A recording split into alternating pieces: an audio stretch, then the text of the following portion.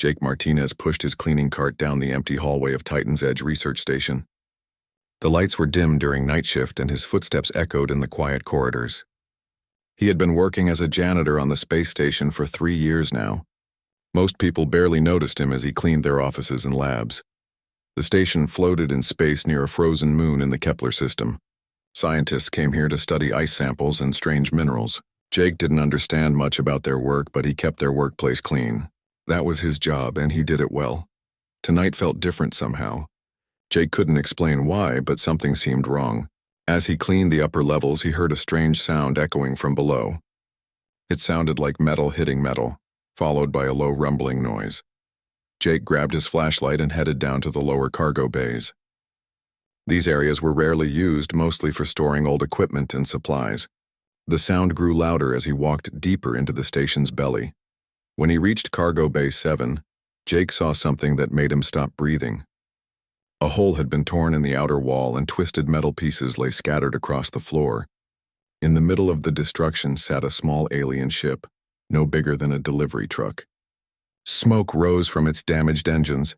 Jake's hands shook as he called station security on his radio. "This is Jake in Cargo Bay 7. We have a situation down here." The voice of Security Chief Carl Brooks crackled back. "What kind of situation, Martinez?" "There's a crashed ship. Alien ship. In the cargo bay." A long pause. "Stay where you are. Don't touch anything. We're sending a team." But Jake couldn't just stand there. He heard something coming from inside the damaged vessel.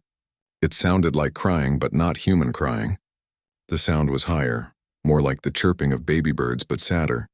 Jake moved closer to the ship. The entry hatch hung open, bent from the crash. He shined his flashlight inside and gasped. 3 small creatures huddled together in the far corner of the ship's cabin. They looked like tiny dragons from old Earth stories. Each one was about the size of a house cat, with scales that shimmered dark blue and black in the flashlight beam. Their eyes were large and frightened, glowing with a soft golden light. The creatures were shivering. The cargo bay was cold, much colder than the rest of the station. Jake realized that the crash must have damaged the ship's heating system. One of the small beings tried to stand but fell over. Jake could see that it was very weak. All 3 looked thin and hungry. They had been trapped in this cold ship for who knows how long.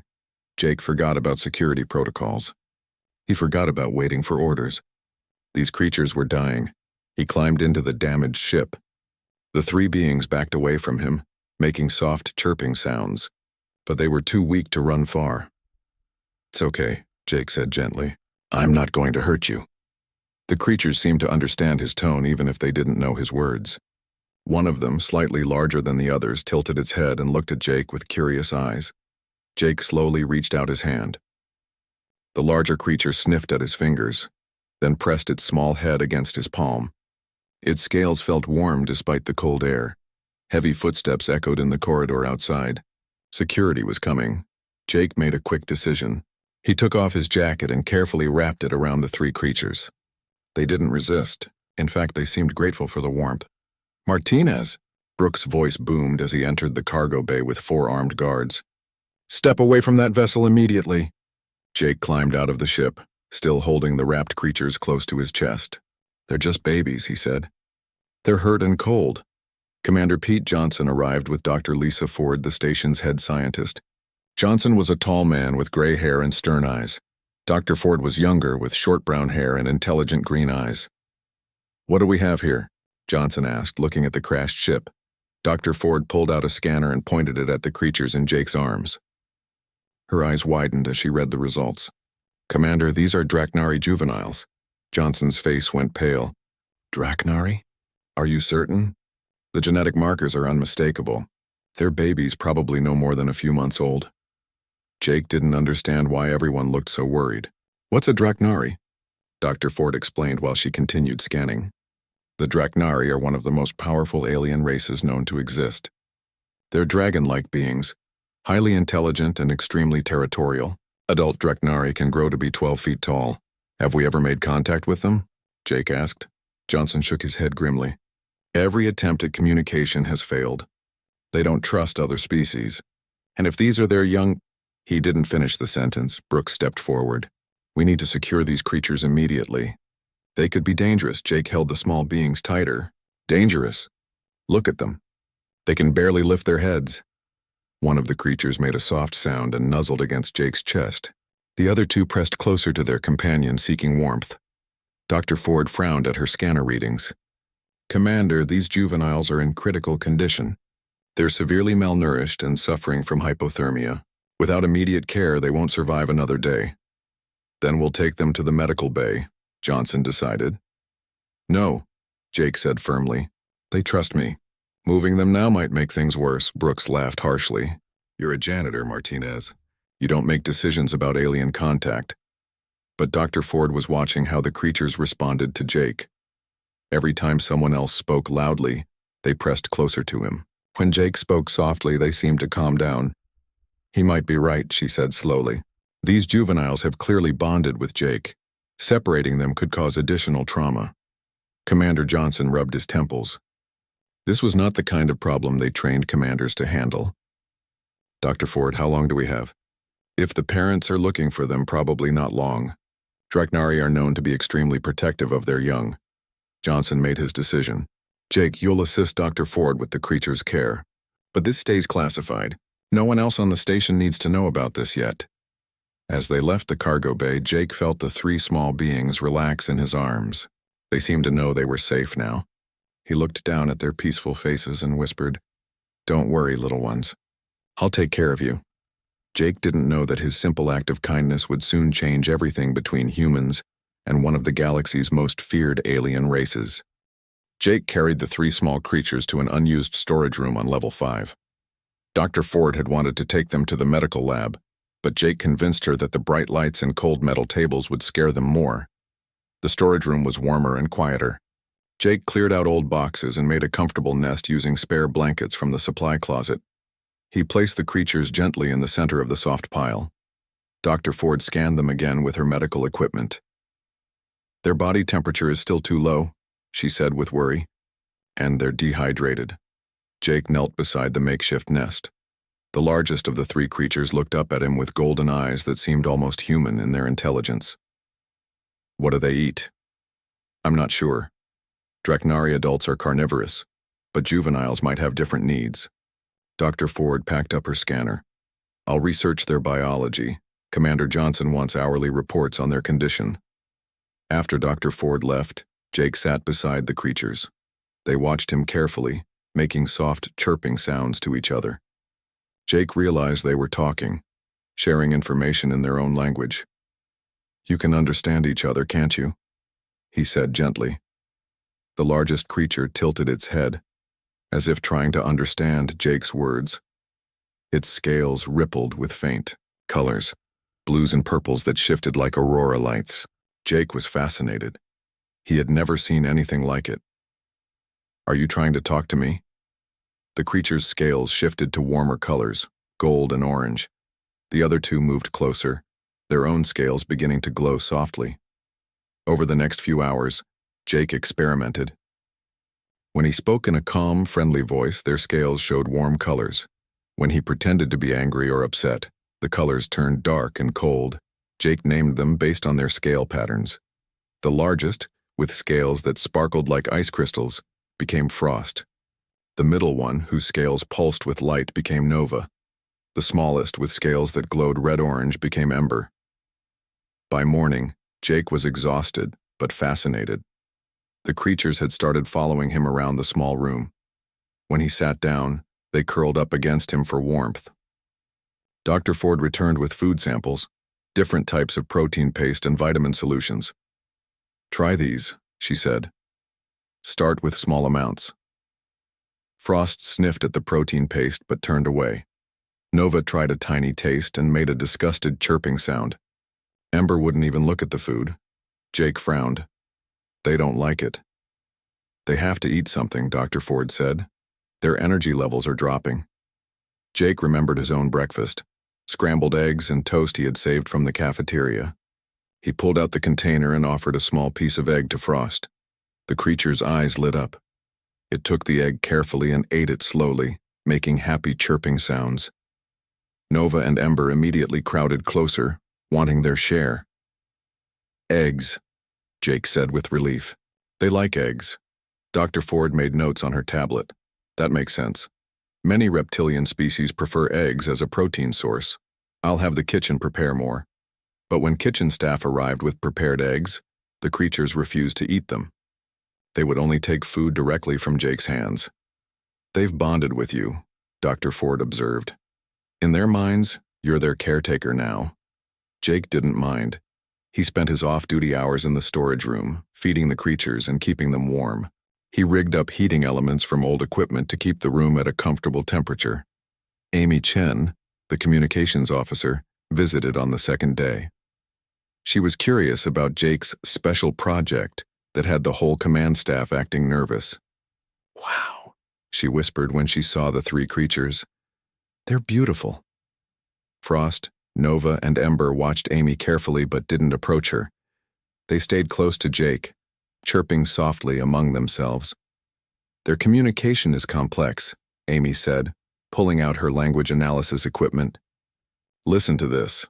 She played back recordings of their sounds, showing Jake the wave patterns on her screen. "These aren't just random noises. There are patterns, grammar structures. They're having conversations." Jake watched as Nova made a series of chirps followed by specific color changes in its scales. Frost responded with different sounds and colors. Ember added its own commentary. "What are they saying?" Jake asked.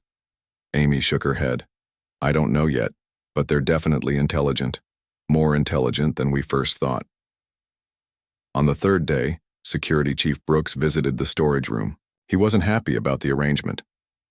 "This is a security risk, Martinez," Brooks said, his voice sharp. "These creatures could be dangerous." Jake stood protectively in front of the nest where the three juveniles slept. "They're babies, Carl. Look at them. I don't care how small they are. They're aliens. We don't know what they're capable of." Frost stirred at the sound of Brooks' angry voice.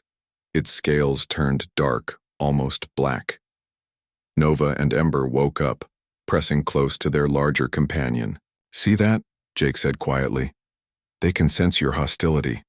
They're scared." Brooks stepped closer, and all three creatures made distressed chirping sounds. Their scales flashed warning colors, bright reds and harsh whites. "Brooks, you're upsetting them," Jake said. "I don't care about their feelings, Martinez. I care about station security." The argument was interrupted by Amy Chen's voice over the intercom. "All senior staff to the communications center immediately. We're receiving long-range signals." Brooks left, but not before giving Jake a warning look. "This isn't over, Martinez. Those things are dangerous and you're getting too attached." After Brooks left, Jake sat with the creatures and gently stroked their scales. They gradually calmed down, their colors returning to normal. "He's wrong about you," Jake told them. "You're not dangerous, you're just lost and scared." Ember climbed into Jake's lap and curled up like a cat. Nova and Frost pressed against his sides. Their scales glowed with warm, peaceful colors. Jake realized that something had changed over the past 3 days. These weren't just alien creatures he was caring for anymore. They had become important to him. He cared about them like they were his own children. Later that evening, Dr. Ford returned with troubling news. "Jake, we need to talk. Amy has decoded some of the signals we've been receiving." "What kind of signals?" "Distress calls. Someone is looking for these juveniles, and based on the signal strength and direction, they're getting closer." Jake felt a cold fear in his stomach. "The parents?" "We think so. Jake, adult Draknari are not like these little ones. They're massive, powerful, and extremely protective of their young. If they think we've harmed these juveniles..." Jake looked down at Frost, Nova, and Ember, who were sleeping peacefully in his arms. They trusted him completely. They had no idea that their rescue might soon become the most dangerous situation Titan's Edge had ever faced. "How much time do we have?" Jake asked. Dr. Ford checked her data. "Maybe a few days, maybe less." Jake held the sleeping creatures a little tighter. Whatever was coming, he would protect them. They had given him their trust, and he wouldn't let them down. Jake woke up to red emergency lights flashing in the storage room. The station's alarm system was blaring and his radio crackled with urgent messages. "All hands to stations. Unknown vessel approaching. This is not a drill. Frost, Nova, and Ember huddled close to Jake, their scales dark with fear. They could sense the panic in the air, even though they didn't understand what was happening. Jake stroked their scales gently. "It's okay," he whispered. "I'm here." But inside, Jake felt terrified. He knew what the approaching vessel meant. The parents had found them. Dr. Ford burst into the room, her face pale. "Jake, you need to see this. Bring the juveniles to the observation deck." "I don't think that's a good idea. They're scared enough already. Trust me. They need to see this." Jake carefully gathered Frost, Nova, and Ember in his arms. They clung to him as he followed Dr. Ford through the corridors. Station crew members ran past them, all heading to their emergency positions. The observation deck gave a clear view of space around the station. Jake looked out the large windows and felt his breath catch in his throat. A massive ship hung in the darkness, easily 10 times the size of Titan's Edge. It was black as night, with sharp edges and glowing red markings along its hull. The ship looked like it was built for war. "That's the Starfire Talon," Dr. Ford said, reading from her tablet. "A Draknari battlecruiser." As they watched, the alien ship moved closer. It was beautiful and terrifying at the same time, sliding through space like a giant predator. Frost, Nova, and Ember made excited chirping sounds when they saw the ship. Their scales lit up with bright, happy colors. They pressed against the window, trying to get closer to the view. "They recognize it," Jake said with wonder. "That's their people." Commander Johnson's voice came over the intercom. "Attention all crew. We are being hailed by the alien vessel. Remain calm and stay at your posts." Jake felt the juveniles trembling in his arms, but not from fear anymore. They were excited. They wanted to go home. Amy Chen appeared beside them, holding her communication equipment. "Jake, I need to record the juveniles' responses. Their parents might be trying to communicate with them." She held up a microphone as the 3 small creatures began making complex sounds. Their scales pulsed with patterns of light, creating a beautiful display of color. "Are they talking to their parents?" Jake asked. "I think so. The patterns match some of the signals we've been receiving." Commander Johnson arrived with a team of security officers, including Brooks. Johnson looked stressed and tired. "Dr. Ford, what's the status of the juveniles?" "They're healthy and responding normally. They clearly recognize the Draknari vessel." Johnson nodded grimly. "We've received a message from the ship. They're demanding the return of their young. The captain is someone called Zeth Kaller." Brooks stepped forward. "Sir, I recommend we prepare for possible hostilities. Draknari are known to be aggressive." "They're not aggressive," Jake said firmly. "They're worried parents looking for their children." Brooks glared at Jake. "You don't know anything about Draknari, Martinez. They could destroy this station without breaking a sweat." The intercom crackled again. This time the voice was not human. It was deep and rumbling, speaking in a language that sounded like controlled thunder. Frost, Nova, and Ember became very excited, chirping and calling out toward the speakers. Their scales blazed with light. Amy worked frantically with her translation equipment. "I'm getting some words," she said. "The speaker is demanding proof that the young ones are safe." Commander Johnson made a decision. "We'll have to show them. Amy, can you establish video communication?" "I can try." Within minutes, Amy had set up a video link. The main screen in the observation deck flickered to life, showing the bridge of the Draknari ship. Jake gasped. The alien standing in the center of the screen was enormous, at least 12 feet tall. Its scales were deep purple and black, and its eyes glowed like yellow flames. This had to be Captain Zeth Kaller. The captain spoke in its thunderous voice, and Amy's translation equipment converted the words to English. "Where are my people's children? If harm has come to them, your station will burn." Frost, Nova, and Ember called out excitedly when they saw the captain. They climbed up Jake's chest, trying to get closer to the screen. The captain's fierce expression changed when it saw the juveniles. The glowing eyes softened, and it made gentle sounds that needed no translation. "They're safe," Commander Johnson said, stepping into view of the camera. "We've been caring for them since we found their damaged ship." Captain Zeth Kallar's attention shifted to Johnson, then to Jake, who was holding the juveniles. The captain's eyes narrowed as it took in the scene. Through the translator, Zeth Kallar's words were sharp. "Why does this small human hold our young? Are they prisoners?" Frost chirped loudly and pressed against Jake's cheek. Nova and Ember did the same, showing clear affection for their caretaker. The captain's expression became confused. It spoke rapidly in its own language. "What is it saying?" Johnson asked Amy. Amy looked puzzled as she read the translation. It says the juveniles are acting like Jake is their nest father. What does that mean? Dr. Ford answered. In Draknari culture, a nest father is the male who cares for and protects the young. It's a sacred bond. Captain Zeth Kalar spoke again, this time directly addressing Jake. Human, you will release our young immediately. They do not belong to your species. Jake felt his heart breaking. He looked down at Frost, Nova, and Ember, who were still happy and excited to see their own kind. He knew they wanted to go home, but the thought of giving them up hurt more than he expected. I understand, Jake said to the screen, but they're weak.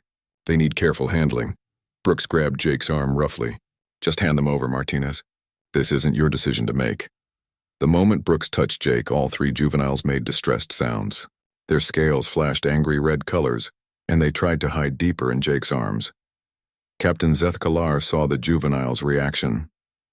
Its eyes blazed with fury. The small human protects them. The other attacks. I see everything. The captain's voice became deadly quiet. I will come to your station. If harm has come to our young or if they have been mistreated, I will destroy every human aboard. You have 1 hour to prepare. The screen went dark. Brooks released Jake's arm and stepped back. Now look what you've done, Martinez. You've made them think you're some kind of threat. No, Dr. Ford said slowly, studying her notes about Draknari culture. I think it's the opposite. The juveniles reacted to Brooks as a threat to Jake. In their minds, Jake is their protector. Commander Johnson ran his hands through his gray hair. So what happens now? Jake looked down at Frost, Nova, and Ember, who were gradually calming down in his arms. They trusted him completely, but he was about to face their parent, a 12-foot-tall warrior who could probably break him in half. Now I meet their parents, Jake said quietly, and hope they understand that I was just trying to help. Outside the observation deck windows, the massive Draknari ship moved closer to the station. Jake could see smaller ships launching from its docking bays. The rescue party was coming, and Jake would soon learn if his act of kindness would be seen as heroic or hostile by one of the galaxy's most feared alien races. The docking bay shook as the Draknari shuttle attached to Titan's edge. Jake stood in the corridor outside, holding Frost, Nova, and Ember close to his chest. The three juveniles were excited but nervous, their scales shifting between bright colors and darker shades. Commander Johnson paced nearby, flanked by security officers. Dr. Ford checked her translation equipment one more time, while Amy Chen monitored communications with the Draknari ship. Remember, Johnson said to Jake, let me do the talking. Don't make any sudden moves, and whatever happens, don't argue with them. Jake nodded, but his attention was on the juveniles. Frost was making soft chirping sounds as if trying to comfort him. Nova pressed its small head against his neck, while Ember curled up tighter in his arms. The airlock doors hissed open with a sound that made everyone jump. Heavy footsteps echoed from inside the shuttle. Captain Zeth Kalar emerged first, and Jake felt his knees go weak. The Draknari captain was even more imposing in person. 12 feet of muscle and armored scales with eyes that burned like yellow suns. Behind the captain came two more Draknari, slightly smaller but no less intimidating. The juveniles called out happily when they saw the adults. Their scales blazed with joy and excitement. Captain Zeth Kalar's fierce expression softened as it looked at the small creatures. It spoke in its rumbling language, and Amy's translator converted the words. Children of my blood, are you well? Have these aliens harmed you? Frost, Nova, and Ember chirped back in their own language. Jake couldn't understand the words, but he could hear the happiness in their voices. The captain listened carefully, then turned its burning gaze to Jake. When it spoke, its voice was quieter but still threatening. The young ones say you fed them and kept them warm. They say you protected them from the loud one who smelled of anger. Jake glanced at Brooks, who stood stiffly with the other security officers. They also say, the captain continued, that you stayed with them when they were afraid. You gave them comfort when they cried for their parents. Commander Johnson stepped forward. Captain Zeth Kalar, we're grateful for this opportunity to... The captain raised one massive hand, cutting Johnson off. Its attention remained fixed on Jake. Small human, what is your name? Jake Martinez, Jake replied, surprised by how calm his own voice sounded. Jake Martinez, the captain said, pronouncing each syllable carefully. My children have told me much about you. They say you have a warm heart. One of the other Draknari spoke urgently to the captain. Amy's translator caught fragments. Dangerous. Humans cannot be trusted. Take the young ones, Captain Zethkalar responded sharply, and the other Draknari fell silent. My war leader believes all humans are enemies, the captain explained to Jake. He says I should take the young ones and leave immediately. Jake felt his heart sink. He had expected this, but it still hurt to think about saying goodbye to Frost, Nova, and Ember. I understand, Jake said softly. They belong with their family. But as Jake started to hand over the juveniles, something unexpected happened. Frost clung to Jake's shirt, refusing to let go. Nova made distressed chirping sounds, while Ember buried its small face against Jake's shoulder. The juveniles didn't want to leave him. Captain Zethkalar watched this display with growing surprise. It spoke to the juveniles in their own language, clearly trying to coax them to come forward. But the three small creatures only held onto Jake tighter. What's wrong with them? Brooks muttered. They should want to go with their own kind.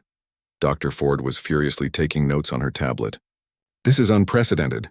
The juveniles have formed a stronger bond with Jake than we realized. The third Draknari, who had remained silent, now stepped forward. This one was different from the others.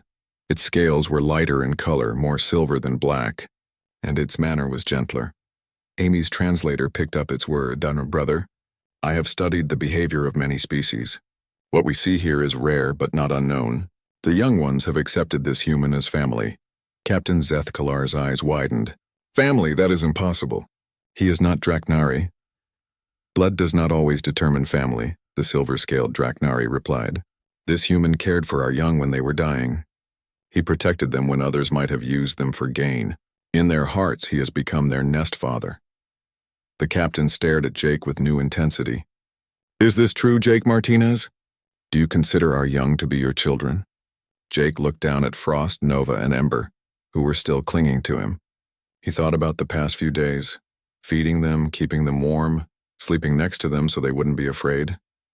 I never thought about it like that, Jake said honestly. But yes, I guess I do. When I found them, they were so small and scared. I just wanted to help them. Even knowing they were not your species, it didn't matter.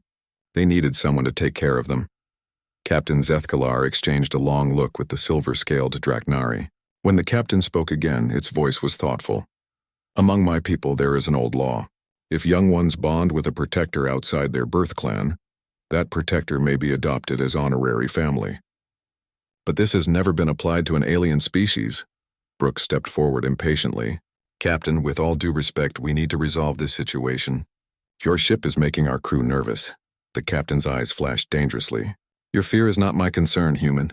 I am discussing the fate of my children with their chosen protector. Jake felt the juveniles relax slightly at the captain's words. They seemed to understand that their parent was considering something important. What would honorary family mean? Jake asked. The silver-scaled Draknari answered. It would mean you have the right to help raise them, to visit them, to be part of their education, to share in their achievements and sorrows. But they would still live with you? They would divide their time between both families, Captain Zethkalar explained. It is an arrangement that has worked for centuries among different Draknari clans. Commander Johnson looked alarmed. Captain, I'm not sure our station is equipped for regular visits from Draknari ships. Then perhaps, the captain said with what might have been a smile, it is time for our peoples to learn to work together. Jake felt a surge of hope, but he tried to stay realistic. What if your people don't accept me? What if they think I'm not good enough for your children? Captain Zethkalar knelt down, bringing its massive head closer to Jake's level. When it spoke, its voice was gentle. Jake Martinez, you saved our children when they were dying. You cared for them without expecting reward. You protected them from those who might have harmed them. These are the qualities we value most in a parent. The captain paused, then added, My name is Zethkalar, son of Velthara. These young ones are Sektar, Nothwin, and Kelma, though I understand you have given them other names. Jake smiled. Frost, Nova, and Ember. I hope that's okay. Dual names are common among families from different clans. It shows respect for both traditions. Brooks cleared his throat impatiently. Are we really going to base interspecies diplomacy on one janitor's relationship with some alien pets? The temperature in the corridor seemed to drop 10 degrees. Captain Zethkalar stood to its full height, towering over Brooks. Those are not pets, human. They are the children of matriarch Velthara, and battle leader Kethmore, two of the most respected leaders in Dreknari space. And Jake Martinez is not just a janitor, he is now family. Jake felt Frost, Nova, and Ember finally begin to relax in his arms. They started making happy chirping sounds, their scales glowing with warm colors. "So what happens now?" Jake asked. Captain Zethkalar looked at Commander Johnson. "Now your people and mine must learn to trust each other. This station will become the first joint human Dreknari facility, and Jake Martinez will be our first cultural ambassador." Jake looked down at the three small creatures who had changed his life forever. He was no longer just a janitor on a remote space station. He was about to become a bridge between two worlds. 3 months later, Jake stood in what used to be Cargo Bay 7, watching human and Dreknari engineers work side by side. The bay had been converted into a cultural exchange center, with areas designed for both species to meet and learn from each other. Frost, Nova, and Ember had grown significantly. They were now the size of medium dogs, their scales more vibrant and their intelligence even more obvious. They moved between the human and Dreknari sections of the station with ease, serving as living examples of how two different species could coexist. "Jake!" Amy Chen called out from her new communication station. "The parents are arriving for their weekly visit." Jake smiled and headed toward the docking bay. These weekly visits had become the highlight of his schedule. Matriarch Velthara and Battle Leader Kethmore always brought news from Dreknari space and seemed genuinely interested in learning about human culture. The first meeting with the juveniles' parents had been overwhelming. Matriarch Velthara was even more impressive than Captain Zethkalar, nearly 13 feet tall, with scales that shifted from deep purple to silver in the light. Her presence commanded respect, but her manner with Jake had been surprisingly warm. Battle Leader Kethmore was different from his mate, stockier, with dark red scales and a more serious demeanor. He had been suspicious of Jake at first, testing him with difficult questions about his intentions toward the juveniles. But when he saw how Frost, Nova, and Ember reacted to Jake, his attitude had gradually changed. Today, as always, the juveniles sensed their parents' arrival before the ship appeared on the scanners. They raced through the corridors, calling out in their musical language, their scales blazing with excitement. Jake followed them to the docking bay, where Dr. Ford and Commander Johnson waited. The relationship between the humans and Dreknari had evolved significantly over the past months. Initial fear and suspicion had given way to mutual respect and genuine friendship. The airlock opened, and Matriarch Velthara emerged first. She moved with fluid grace despite her massive size, and her intelligent eyes immediately found Jake. "Nestfather Jake," she said in carefully practiced English. She had been learning human languages as quickly as Jake was learning Dreknari basics. "How are our young ones progressing?" "They're doing wonderfully," Jake replied, switching to the simple Dreknari phrases he had memorized. "They grow stronger each day." Frost, Nova, and Ember rushed to their parents, but they also stayed close to Jake. The sight of the juveniles moving between their human and Dreknari families had become natural now. Battle Leader Kethmore nodded approvingly as he examined his children. "Their scales show good health," he rumbled. "You continue to care for them well." Over the months, Jake had learned that Dreknari communication involved much more than just words. Scale colors, body posture, and subtle sounds all carried meaning. The juveniles were teaching him these nuances faster than any textbook could. Dr. Ford approached with her latest research reports. She had become something of an expert on Dreknari biology and culture, publishing papers that were revolutionizing xenobiology throughout human space. "Matriarch," Dr. Ford said formally, "I have the monthly health assessments you requested." Velthara accepted the data pad and reviewed it quickly. "Excellent. Their development is ahead of normal parameters. This hybrid upbringing is beneficial." "There's something else," Dr. Ford continued. "We've had requests from other research stations. They want to establish similar exchange programs." Jake felt a mix of pride and worry. The success at Titan's Edge was inspiring, but he wondered if other humans were ready for the responsibility that came with Dreknari friendship. Battle Leader Kethmore seemed to read Jake's thoughts. "Not all humans will have your heart, Nestfather. Not all Dreknari will have our wisdom. These partnerships must be chosen carefully." Amy Chen joined their group carrying her latest translation equipment. "Matriarch, I've finished the children's language assessment. Their vocabulary in both languages is expanding rapidly." Nova perked up at the mention of languages and launched into a complex speech that mixed human and Draknari words. Its scales pulsed with patterns that Jake was learning to recognize as expressions of joy and excitement. Nova is telling us about the new human children who visited yesterday, Jake translated, still amazed that he could understand the juveniles so well. A group of young humans from a nearby colony ship had been brought to the station as part of a cultural education program. The interaction between human and Draknari children had been magical to witness. Ember chirped up with its own addition to Nova's story, and Jake laughed. Ember says the human children were impressed by their scale singing demonstration. Scale singing was a Draknari meditation technique that the juveniles had begun teaching to humans. It involved creating harmonic sounds while changing scale colors and rhythm. Surprisingly, humans who learned the technique reported feeling calmer and more focused. Frost made a more serious sound, its scales shifting to deeper colors. Matriarch Velthara listened carefully, then turned to Jake. Frost asks when you will visit our homeworld. Jake felt his heart skip. The invitation to visit Draknari space had been extended months ago, but he had been nervous about accepting. I'm not sure I'm ready for that yet. The young ones miss their extended family, battle leader Kethmore explained. They want to show you to their cousins and grandparents, Dr. Ford encouraged him. Jake, you've become more than just their caretaker. You're a symbol of what's possible between our species. Commander Johnson nodded agreement. The diplomatic benefits would be enormous. But more importantly, those kids want to share both parts of their life with you. Jake looked down at Frost, Nova, and Ember, who were watching him with expectant golden eyes. He realized that they weren't asking him to choose between his human life and their Draknari family. They wanted him to be part of both worlds. When would we go? Jake asked. Matriarch Velthara's scales shimmered with what Jake had learned was pleasure. The next family gathering is in 2 months. It would be the perfect time for introductions. Over the following weeks, preparations began for Jake's historic visit to Draknari space. He would be the first human ever welcomed into a Draknari family home. The night before departure, Jake sat in the cultural center with Frost, Nova, and Ember. They were no longer the frightened, nearly frozen hatchlings he had found in a crashed ship. They were strong, intelligent young beings who spoke 2 languages and moved comfortably between 2 worlds. Are you nervous about going home? Jake asked them. Ember nuzzled against Jake's shoulder and made a sound that needed no translation. Contentment.